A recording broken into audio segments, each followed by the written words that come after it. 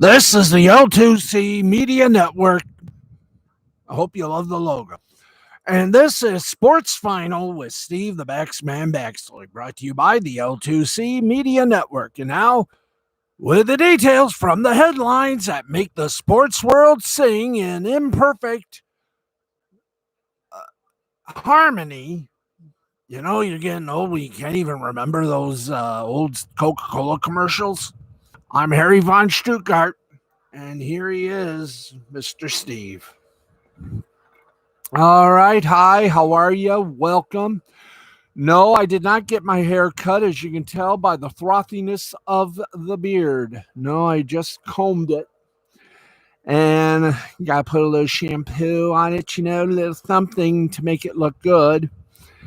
But soon this will be going back to its short hair day.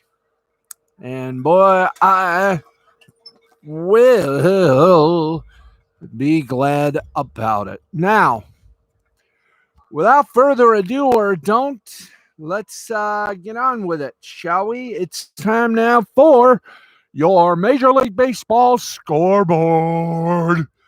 That's right, folks. We have no 5 golden rings anymore. We don't know the ratings, although I have a feeling the words, oh boy, we're going to owe some advertisers, and February is the big month for us. That's right, Capital One. What's in your wallet? We all have NBC's wallet right now. 3 letters, IOU. That's right. They got a lot of paybacks to do.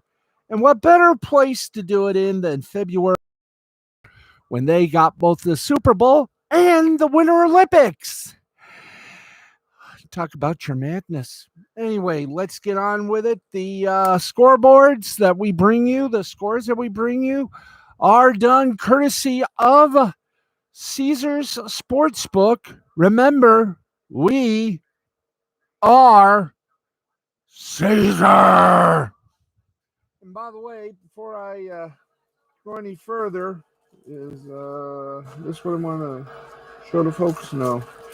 Before we go any further on our little chasing Sanborns here, where is it, guys? Is this it? No, that's not it.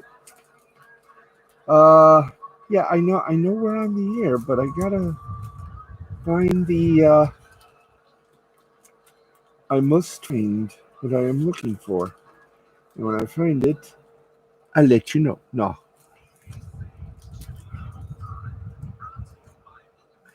Oi. Yeah, hi. Up. Boy, oh boy. We start off on a happy-go-lucky note, and then you can always tell when things start to somewhat fall into a delay mode. Not here, not there, not everywhere. Let's see. Nope, that's my calendar. What a calendar. Yes, indeed. Is this it? Nope. There it is. Before we go any further, I do want to thank a couple of nice folk. You never guess what I got in the mail today. Yes, friends. Another Comicsgate book, and I love it. It is called, where's the camera? It's called Pirate Queen. There it is. It is done by the lovely and talented Mandy Summers, and might as well give the graphics a time off. By the way, we're still trying to figure out a great or a fair server so we can put graphics and things up. But there you go. They're the people that made Pirate Queen. You can see the names right there. Oh, we got a little flab there. There we go. Mandy Summers and Clint. Boy, hi there. I didn't see you fall out. Good artwork material. Let's see. Clint Hilinski. Hopefully I said that right. But it is good. It is awesome. And Clint, Well, I'm going to say this as politely and as delicately as I can. Clint knows how to draw them. Anyway, it is a good book. I read it during Lorena and Nina and Mandy and Tom's Midnight Edge Toxic Femininity stream that's going on as we go live. And it is an awesome read. It is totally awesome. I cannot actually wait until two things arrive. And I'll tell you both of them. One of them is, of course, the Jack the Ripper. That is the Jack the Ripper Vampire Hunter that's coming up. And there's a reason for that. It is done by Mandy Summers and a good friend of this program, Mr. Peter Gilmore. You got to see, if you go to indigo.com, I want you to see this. I want you to see the artwork this man did for Jack the Ripper Vampire Hunter. This book is going to freaking rock. It's already made. It's already got, I think, about over 300 backers, and has been backed over $25,000. We will give you an update on that before we're done, but man, everybody kept saying, "Why don't you do it in color?" No, this one you don't need to do in color. This one, black and white. It is to me personally, seeing all the drawings, the artwork that Peter did on this comic book. And yes, it is a comic book, but it is one of these gothic comic books. He just rocked it to its core. The drawings, black and white, bring it out a bit, bring it out more than in color. This, I mean, you will be impressed. Go to Indiegogo, in the Indiegogo.com, in the search thing, search Jack the Ripper Vampire Hunter. You got to see this. This is amazing, one of a kind. It is, the artwork alone is worth backing it and getting it. You just got to see this. And trust me, you will back this and you will get you'll get something from it. I guarantee you, this is one of Peter's best works. It's one of Mandy's best works. When they decided to open up, or however they say it, I gotta tell you, they hit about $5,000 and about, I'd say, 100 backers in the first 10 to 20 minutes that Jack the Ripper Vampire Hunter went live. There's the word I was looking for. So to Mandy Summers, Peter Gilmore, my friends, oh my God, amazing.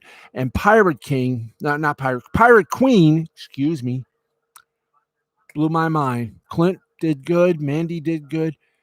Stuntman Comics, you are among the best.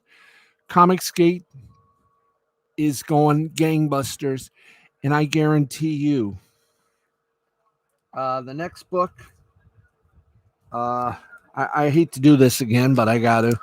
The next book coming out from Clint is simply this. I cannot show you the cover. Well, I can just show you this much of the cover. The Blue Bombshell. There it is. This is the next thing from Clint. And if this and I will guarantee you, it is going to be a direct hit. I've said it once, I'll say it again. The comic book industry is alive, still kicking, thanks to Mandy and the folks from Comicsgate. Thanks to Mandy, to Clint, to Peter, to Wyatt, to Anthony, to a whole bunch of other, to Mad Matt, to John Maitland, among others, to Parody Press, etc. So many creative people are doing great things with independent comics. They are saving this industry. And believe me, if they can do it, we all can do it. They are good. They are good. And someday I'm hoping these folks will get the recognition they deserve. And like Mandy, be interviewed by some of these cable or local or little stations that have these Feel Good Friday shows. So there you go. High praise and from a low budget person like me. Anyway, enough of that. We've gone 11 minutes without doing the scores. That's a record. Let's go. We are a sports show. Well, we're more than a sports show because, well, ask the producer, which, by the way, just happens to be me. We're in the Fred McLeod Sports Desk here in our Jackson studios, and let's kick it off with scores from Major League Baseball. We're in the 10th inning. Yankees and Royals are knotted 3-3. We're in the 5th inning. Padres are leading the Marlins 4-1. Those are the games that are continuing. That's right. It's a long and winding story. We have a lot to talk about today. Thank God the Olympics are over. Okay, final score in the Battle of Ohio. Cleveland Indians beat the Cincinnati Reds 9-3, 9-11-1 for the Indians, 3-9-0 for the Reds. Garza is your winner. He's 2-0, while Castillo gets a loss. He's 6-11. Let's go page 1 3/4. The Chicago White Sox did some surgery on the Minnesota Twins. Final score 11-1, 11-12-0 for the Sox, 1-2-1 for the Twins. Giolito gets the win for the White Sox. His record is of illuminating 9-8. Burrows gets lost for the Twins. He's 0-1. Cubs Brewers postponed due to inclement weather and or lack of interest. And guess what? That's all the teams that were playing in Major League Baseball today. Rest of MLB.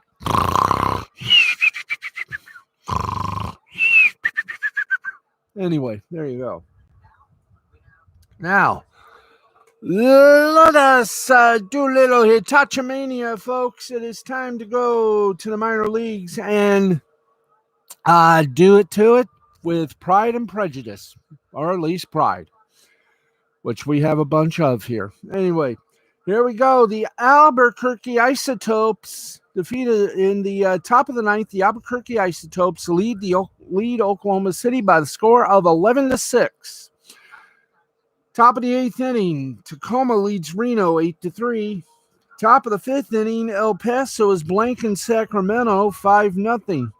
Blanking by the means of beating, not what Andrew Cuomo did to the state of New York. Now his brother's doing the same thing to CNN. Only for CNN, well, they don't smoke a cigarette afterwards. Top of the 5th inning, it is Vegas over Salt Lake, 7-3. Now for the final scores. Oh, poop. Round Rock beats Sugarland 7-5, 7-11-2 for Round Rock, 5-7-1 for Sugarland.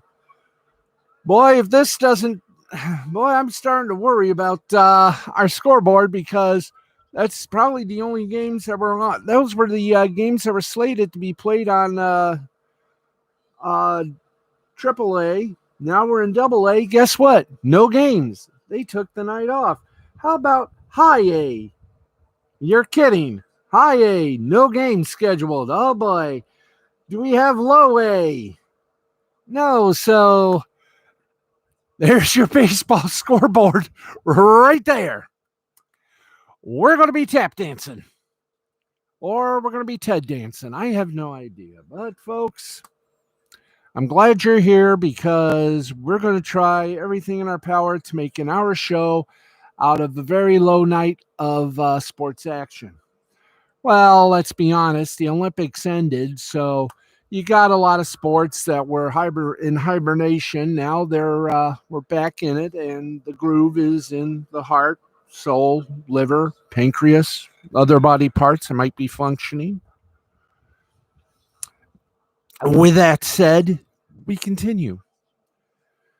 Okay, where do we go from here? Well, let's waste a little time, go to some media tidbits. Yes. Here we go. The first thing we talk about in the media tap dancerooski. Some elements on sports broadcasts sometimes lead to FCC fines. Remember Jackson in the 2004 Super Bowl? But it is rare to see a fine levied over a documentary 9 years after that documentary first aired. And that's what recently happened to the 4-letter monolith, ESPN. Oh, can I explain? Yes, I shall. As George Winslow wrote in a post at TV Technology this weekend, an October 2020 rebroadcast of 30 for 30, Roll Tide, War Eagle, a 2011 documentary directed by Martin, oh dear God, a last name that's great for playing Scrabble, Kodabakassinen, on Auburn, Alabama, the 2011 tornadoes in the state of Alabama, in the state of Alabama, originally under the ESPN Films Presents banner, now rolled into 30 for 30, sparked complaint to the FCC, an investigation, and now a fine. Why? Was there swearing? No. Was there sex? No. Was an inadvertent breast shown from a famous female rock singer? No. What was it for? It was for that documentary's usage of emergency alert system tones. Here's more from Winslow's post quotation. And I'll do it in a very, very sort of official voice. That's why I have to furrow my eyebrows like this and talk in a very low tone. The FCC Enforcement Bureau has issued a $20,000 fine against ESPN for, quote, willfully violating the Commission's rules that prohibit the transmission of false or deceptive emergency alert system, end quote, tones during a program. I think I hurt my sporty balls. The FCC said the violation occurred during the airing of the program 30 for 30, Roll Tide, War Eagle, on October 20th, 2020. After receiving a complaint about the broadcast of the tones on October 27th, 2020, the FCC started an investigation and notified ESPN, owned by Disney, and 20% by Hearst. Thank you. I have to be accurate now. In a March 21st, 2021 response, ESPN admitted that the tones had been broadcast, but said the depiction of April 27th, 2011 tornadoes, quote, for storytelling purposes, end quotation, during the documentary. Dun, dun, dun. The network argued, however, that the broadcast EAS tones could, quote, not have triggered any automated relay equipment, end quote, because the portion transmitted, quote, did not include audio frequency shift, or AFSK. AFSK. Ooh, that's bad. Ooh, doing my Ted Baxter impression for this. Damn it, it hurt my sporty balls. And that the tones appeared very briefly in the program for only 1.83 seconds. The FCC rejected those arguments and proposed a higher fine than the $8,000 base forfeiture for Section 11.45 of the Commission's rules covering violations of emergency alerts. Hey!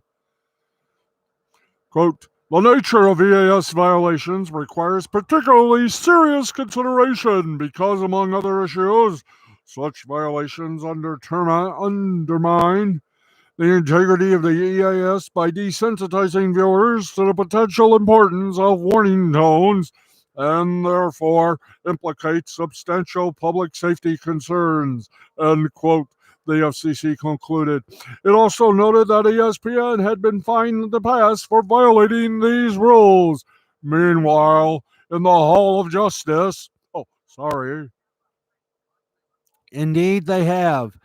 And on a much higher level, in 2015, the FCC fined the four-letter monolith $280,000, and Viacom, who doesn't own ESPN, though I don't know why they're mentioned, $1,120,000 for repeatedly broadcasting a trailer for movie No Surrender that included EAS tones. So $20,000 is small change in comparison.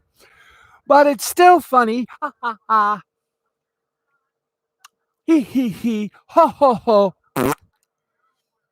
To see ESPN slapped with a fine over a 2020 rebroadcast of a documentary from 2011, especially as it re-airs, let's try that again in English, re-airs of archival content are usually done from a standpoint of it's free programming. That's right, it is free programming.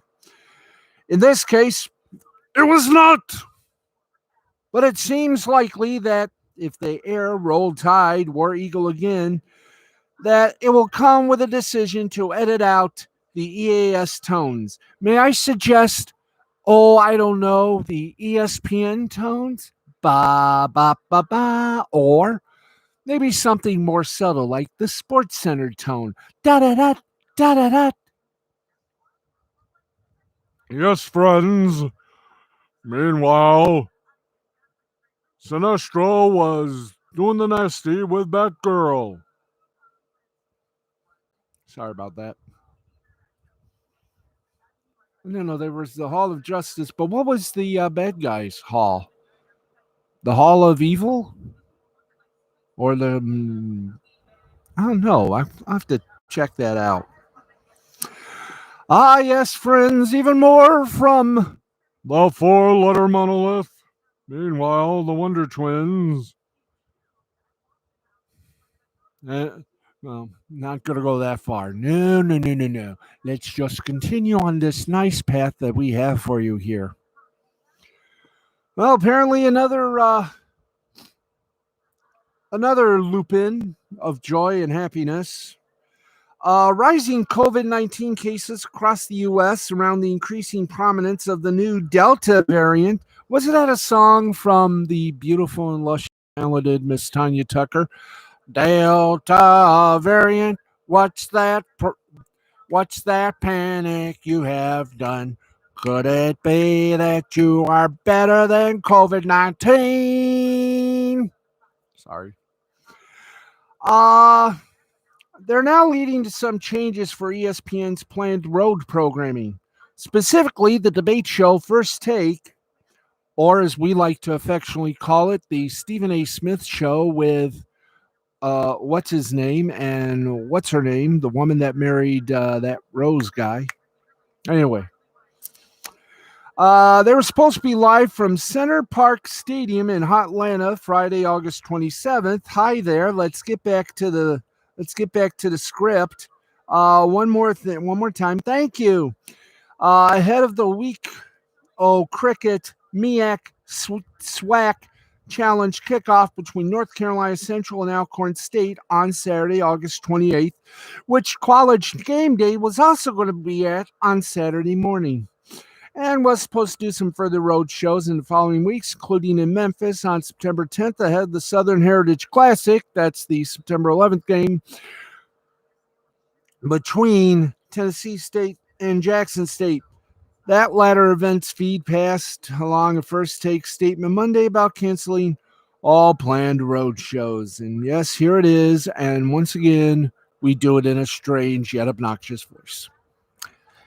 After carefully considering all the factors related specifically to First Take's previously announced road shows, we have made the difficult yet necessary decision to change from an on-site to virtual presence. We remain committed to showcasing and celebrating the importance of HBCUs throughout various platforms, beginning with a special edition of First Take from ESPN's New York C Sports studio on August 27th, ahead of the Cricket MEAC SWAC Challenge kickoff. As things continue to evolve, we look forward to exploring every potential opportunity for First Take to connect with fans on site during future road shows. Translation: they don't pay us poop. They don't pay us enough poop to risk sending Stephen A. Smith and Max Kellerman to a place that they might, get sick of. Anyway. Joking, just joking, kiddies. No cancel culture here. Now, it's certainly interesting to see the four-letter monolith make that move and to see them do it weeks ahead of when the event was actually going to take place. But on-site operations do require advanced planning. And it's notable that First Take's remote broadcasts have usually been from indoor venues, which carry more of an infection risk. Oh, nasty. So it makes some sense to pull these. Now, here's the interesting thing about that, boys and girls. The interesting thing to watch is going to be what happens with College Game Day, where the road element is much more important. Panelist Lee Corso told our good friends at Awful Announcing in 2016 that the secret of College Game Day is when we went on the road beginning in 93, and most would agree with him. The live on-location aspect of Game Day has been such a big thing over the years, leading to even countless breakdowns of what city the show might go to and the stories about where they choose to go to. It's notable that they continue to do road trips, even during most of last year's pandemic-altered season. They didn't do a week 0 show at all, and their week 1 was from studios and host homes, but the rest of the year had them on site. By contrast, the SEC Network's SEC Nation, by the way, SEC Network, powered by ESPN, went to studio and home studio only last year, despite being also an outside-based show. But despite the challenges, Game Day continued with on-location broadcasts throughout the 2020 season. And our friends at Awful Announcing have learned that College Game Day still plans to be on site in Atlanta for week 0, which is first week alpha, and on-site at various college football locations for further broadcasts in the following weeks. Boy, I hope they go to Spartan Stadium. I haven't been there in a long time, and I wish I were. But we don't have a damn car. Our car went to pieces. You could say our car went to hell and never came back. We'll see if that plan comes to fruition or continues to fruition. For the moment, it's certainly noble to see ESPN canceling First Take's planned road shows, even if that doesn't lead to further cancellations elsewhere, which you know and I know it's going to. Okay, let's rock and roll this one from the online world. Brett McMurphy was one of the many longtime ESPN employees given the axe in the spring of 2017, but he continued college football on his Twitter and Facebook pages as one of the things he was allowed to do while ESPN was still paying him his contract. In other words, he got paid big bucks just for doing things online. Oh, wow. Isn't that something to be massively proud of? Okay. He then signed on with Sinclair Broadcasting's own sports network called Stadium. In August 2018, though both McMurphy and Stadium College basketball insider Jeff Goldman, who also joined that company in 2018 following a time at ESPN, had their contracts coming up this summer. Now, says John Arend of Sports Business Journal, McMurphy is moving to the Action Network. Hey. As of this coming Friday, with its last day at Stadium being Thursday. More on the move, and we'll just voice it whatever the hell. The move to hire the well-regarded McMurphy fits into Action Network's strategy of building out a full-fledged editorial team. Chief Content Officer Chad Millman said the company is about 60 to 70% of the way toward filling out a team that brings credibility and authority to breaking sports news that would interest gamblers. Millman, first and foremost, we're a news operation. Imagine that. They're a news operation. Shocking, but true. We know the value in that. We know the value in moving fast. We know the value in getting that to our users as quickly as possible. We know the value of GPS. We know the value of $1. We know the value of lame publicity. Do they know who the walrus was? Yes, we know who the walrus was. It was Paul. Cuckoo Cachoo. Let's see. He also says, McMurphy's reputation for breaking college football news stories is a main reason why Action Network hired him from Stadium. The list of people who break news in college football and are as well sourced as Brett is pretty small. No shit. It's more than that. Brett understands betting. He's been on our podcast. He gets along really well with the folks on our college football team. It felt like a really natural fit when we started the conversations.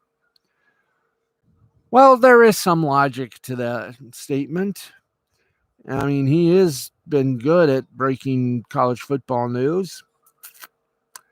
And he did so not even on social media, but online for Stadium. And the Action Network seems like a logical landing place for McMurphy. Beyond that, they have the podcast and the betting side, and they also have a significant focus on written content. Stadium published some written stories from likes of McMurphy and Goodman, but video always seemed to be more of a priority for them. Millman also worked at ESPN from 2007 to 2017, including as editor-in-chief of ESPN.com and the late lamented ESPN, the magazine. He didn't do so great with ESPN, the recipes. Ha. Yeah, I know. Let's just stay with the content. Let's see, and there's other things. We'll see how Murphy does. Trust me, we will see how he does. Also, in the media souffle of souffles, we got some about Barstool Sports. Oh, baby, do we ever? Major League Baseball has had a tough time finding a potential package of non-exclusive midweek games. No kidding. Which aired on ESPN for years, but no longer will under the network's next TV deal. But a suit emerged from the mist. But I tell you this, when you know who's going to be the suitor, you'll ask yourself, how's ESPN feeling? A little bit of a cracker time now, folks. Let's tell you what we mean here. How do you like the glow? Ooh. That's right. It is about as unconventional a partnership as you could imagine. Not even Rod Serling could write something like this for a Twilight Zone episode. He'd be laughed out of business.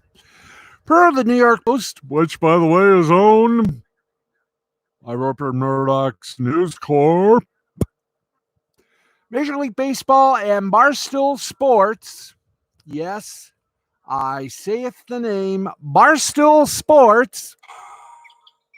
That wasn't the thing I was looking for. No, that wasn't the thing I was looking for. Boys, hit the right thing. One more.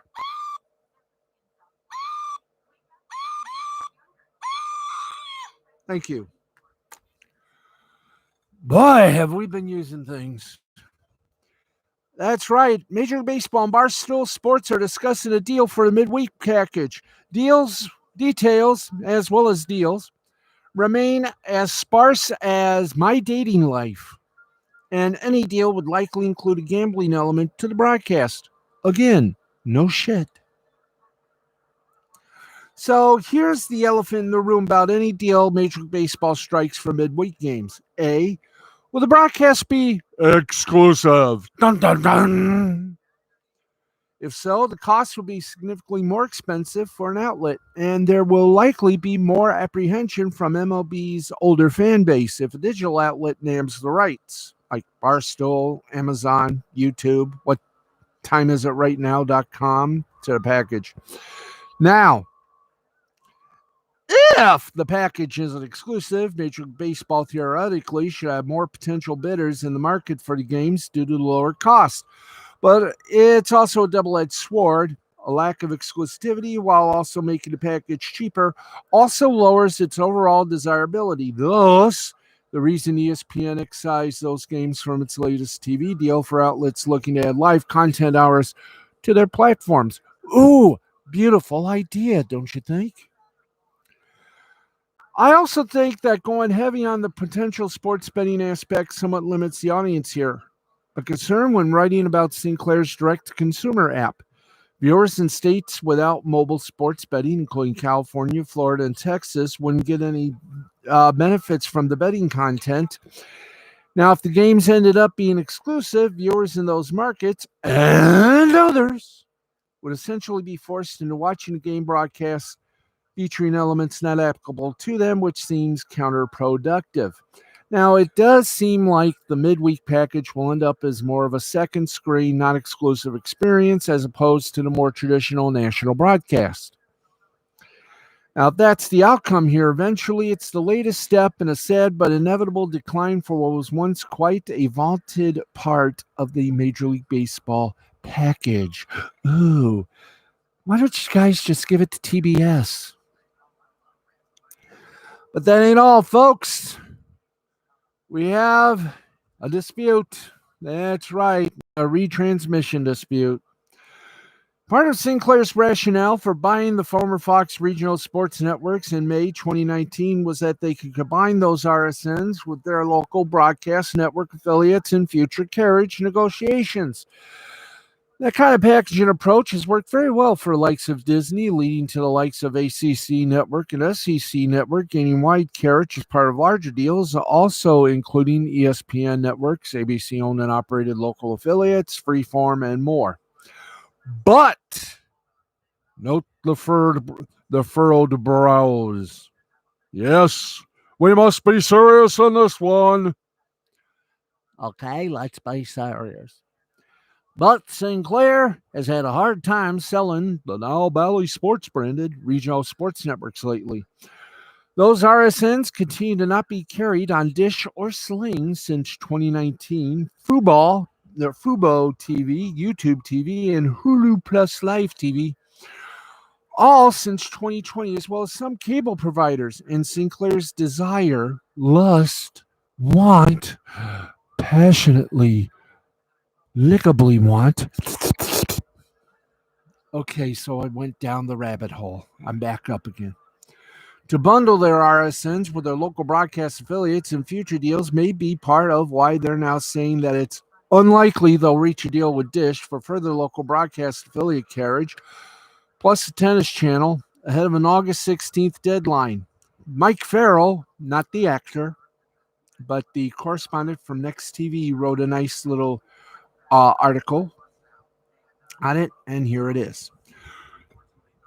With its retransmission consent agreement with Dish Network expected to expire next week, Sinclair Broadcast Group said Monday that it is unlikely that it will be able to reach a deal with the satellite TV giant. Sinclair said that means 112 broadcast TV stations and a tennis channel will most likely go dark to about 8 million Dish Network subscribers across the country. In addition to the loss of a big chunk of its retrans revenue, the lack of a deal could also have repercussions for Sinclair's regional sports networks housed under the Diamond Sports Group umbrella, which analysts have said we're counting on a Dish deal to be reached. Whether the blackout would include Dish's Sling TV and other services is uncertain. Sinclair did not mention Sling TV in a press release issued Monday, but the streamer has been included in past retransmission deals with other broadcasters. Speaking of the press release, here it is. We have tried unsuccessfully to reach fair and customary terms with Dish Network for the renegotiation of our retransmission consent, stated David Gibber, Sinclair's general counsel. Given the status of these negotiations, we feel it important to alert Dish Network subscribers to the real risk that some of their favorite stations will no longer be available through Dish Network, including to their access to live local news, popular syndicated programming, sports programming, including college and NFL football, and the network programming of our ABC, CBS, Fox, NBC, and CW affiliates in those markets. Which means you ain't getting college football, you ain't getting pro football, you ain't getting, you know what, dookie dung. The subscribers are also at risk of losing Tennis Channel, and for that matter, Stadium. Oh, they don't get Stadium either? With this loss, tennis fans will not be able to see wall-to-wall coverage of the Western and Southern Open from Cincinnati, Ohio in the run-up to the last Grand Slam of the year, the U.S. Open. On-demand access and online access to the programming for Dish subscribers will also be a loss. We apologize to our viewers for the inconvenience this may cause, although our programming will continue to be available either through other program providers or via over-the-air antenna reception. Gibber continued, we encourage subscribers in these markets to contact Dish Network and let them know that it's important to them that Dish Network carry these stations and that they should switch to another TV provider, providing that provider still carries them. And that if they care about their news, local and national sports, and top-tier entertainment programming. Now, meanwhile, from Dish's side, Chairman Charlie Ergen and CEO Erik Carlson said on a call with analysts that they don't get many customer calls about the RSNs and that even the local affiliates are harder to justify these days with more programming moving to network streaming services. We'll just pass that up because that's long. This is not a change of tune for Ergen, as he said in 2019 that it doesn't look good that the regional sports will ever be on Dish again. And with Dish not carrying those RSNs since 2019, the people who are going to leave over them have probably already taken their business elsewhere. Moreover, Sinclair's been talking up their plans to launch an over-the-top streaming option for their RSNs, with that now set for the first half of 2022. So that may provide even less incentive for providers to pick up the RSNs. And some providers have already expressed their displeasure with that idea. As for this dispute, yes, there might be an impact for Dish from losing local stations. That's especially true around the start of the NFL, college football, and college basketball season. It's notable that Ergen's comment of if the local channels were to go down, we would have more than one customer calling us the next day saying, "Where's my local channel?" shows Dish does still see value in those affiliates, so it's quite possible that a deal will be worked out for just the status quo antebellum of local affiliates, tennis channels, and that RSNs remain off the Dish. But Dish has been willing to have disputes with local broadcast affiliates before and has even offered antenna installation and savings on their Dish bill to customers willing to go that route to get over-the-air stations. They're not afraid to play hardball, neither is Sinclair, especially with them projecting a Dish deal and estimated $400 million revenue from it in their Diamond Sports Group filings. We'll see if Dish and Sinclair are able to kiss and make up, and if a deal winds up between the RSNs or not. But if there's no deal, then everything's gone for a while. And customers will probably go to the feeder thing big time. Okay, more stuff before we go and delve into the scores of what there is to yak about. Okay, this sort of hurts all of us who are hockey fans. That's right, folks. On Monday, the Pittsburgh Pirates announced that their radio broadcaster, Mike Lange, will be retiring from his play-by-play role with the team. Let's see. That's right. However, Lange isn't completely stepping away, as he'll continue to be involved on the Penguins radio network. The team said Lange will still be involved during radio appearances and various Penguins programming. Lange's replacement in the booth will be Josh Getzoff, Pittsburgh Road radio announcer for the past 3 seasons. Getzoff also called home games during the past 2 seasons, with Lange opting out due to the COVID pandemic. He will continue to call games with analyst Phil Baruch. Excuse me. In a statement, Lange discussed his departure. As many of you know, I've been cutting back on game broadcasts the last few seasons. This year was difficult with the pandemic, but I was still able to broadcast a limited few, which was important to me. That marked 50 years of broadcasting professional hockey, 4 in the Western Hockey League and 46 with the Pittsburgh Penguins. That was pretty special for me, said Hall of Fame broadcaster Mike Lange. I didn't get cheated in my quest to do what I have always loved. The Penguins have asked me to continue to add commentary and voice work on a limited basis to the current radio setup, and I look forward to staying involved. In the meantime, the best consolation stepping away is knowing that the broadcast couldn't be in better hands with a very talented Josh Getzoff and the old 29er Phil Baruch. Now, Lange began his Penguins career with the 74-75 season, departed for 1 year in 75 and 76, and returned for the 76-77 season and never left since. In addition to his TV and radio work with the Penguins, Lange also called play-by-play for the Pirates in 86 and 97. Some of that in the TV thing, I do believe you can catch on YouTube. He also had a stint calling the NHL on ESPN during the 85-86 season. And that's a pretty good thing. So to Mike Lange, we'll buy you a beer and buy your dog one. All right, let's get back to what we love to do, which is right now. And believe me, we are fastly evolving to do that. Let's make this work good. All right, let's get you some scorage.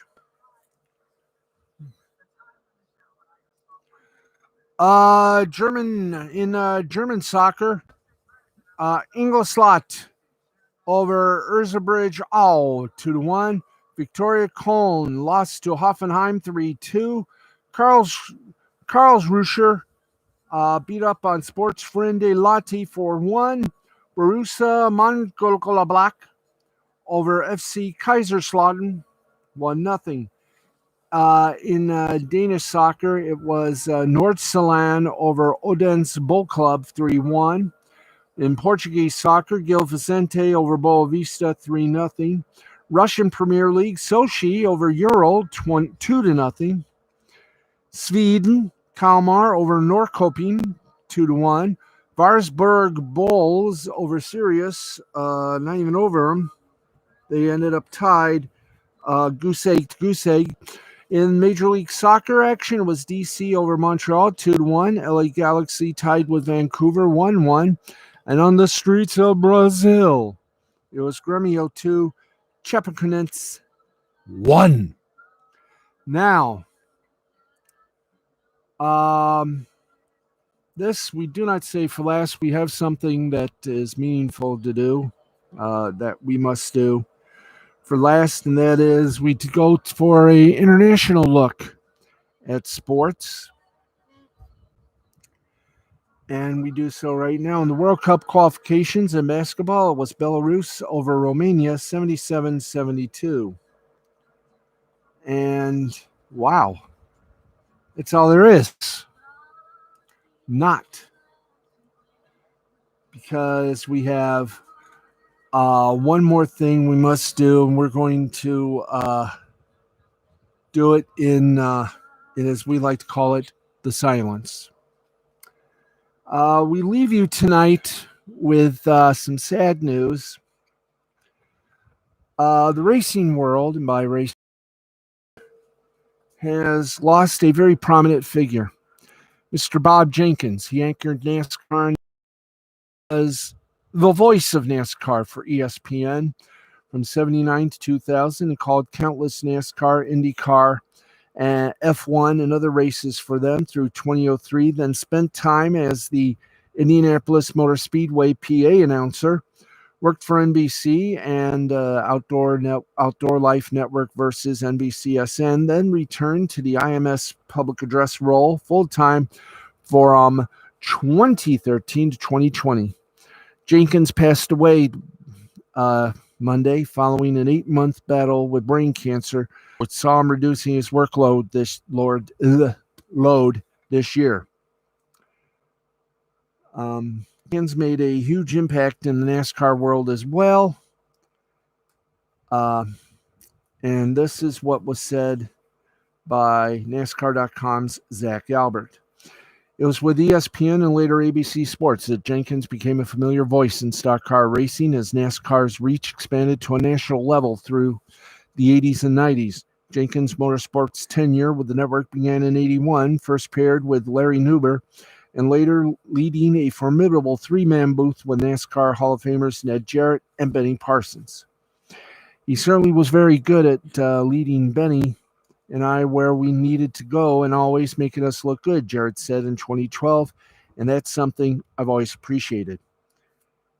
Jenkins was the lead on-air voice for many memorable races, from Al Unser's victory in the closest Indy 500 finish in 92, Alan Kulwicki's stunning march to the NASCAR Cup Series Championship at Atlanta in that same year, to Jeff Gordon's win in the inaugural Brickyard 400 at Indy in 94.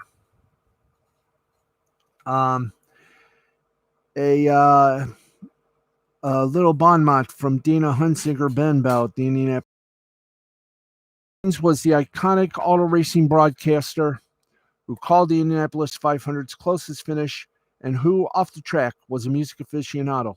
He was a humble rarity in a world full of egos who always said of his career, "I was just a race fan who got lucky." He certainly was.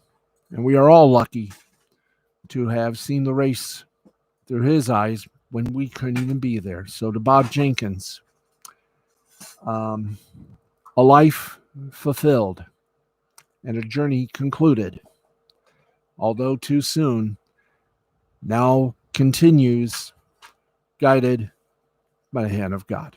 Bob Jenkins passed away at the age of 73. Back to wrap it up in a moment. But first, as we do, the bell of 10.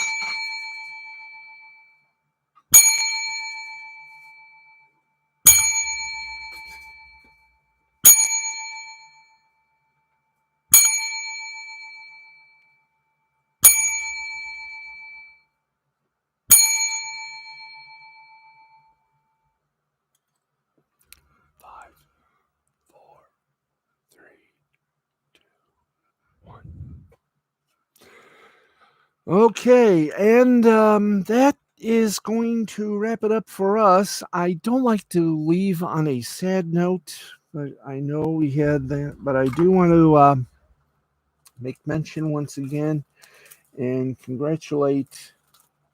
There you are. And congratulate. Oops. Wrong one. Boy, am I going to have fun tomorrow. Sure. Yeah. This one? Want to congratulate Mandy Summers and Clint on one hell of a great book, Pirate Queen. It's awesome. It is very good, And this just is a taste. This is just a taste of what is to come, because we are all waiting patiently and with bated breath for Jack the Ripper, Vampire Hunter. That is going to be a classic. But then again, these are all classics, and the comic book industry is definitely on the way back from the dead, thanks in part to the men and women of Comicsgate, independent thinkers, creators, the folks at Indiegogo, and to all of us who love comic books. That's going to wrap it up for us. We made it. We even made it past when we're supposed to be off the air. But for now, that's going to wrap things up for us. We want to thank all of you for watching. And please, if you see that one thing there, that bell and that subscribe, hit the subscribe, then hit that bell. You'll get notifications. And if you don't get them, don't worry. I always post them up on Twitter and on Facebook and everywhere else I'm on social media. Thank you all very much for watching. We'll see you tomorrow night, same time, same place. Probably different look. But nonetheless, we're back. We're back in full, and our sporty balls have never felt better. Thank you, everybody, and we'll talk to you tomorrow. This has been a presentation of Mystifying Creativity Productions Association with L2C Media Network and L2C Sports. We'll talk to you tomorrow. For everybody here, for Harry and all the gang here at the old Sporty Balls restaurant here at the Fred McLeod Sports Desk. Thanks for watching. So long, everybody. We'll see you tomorrow.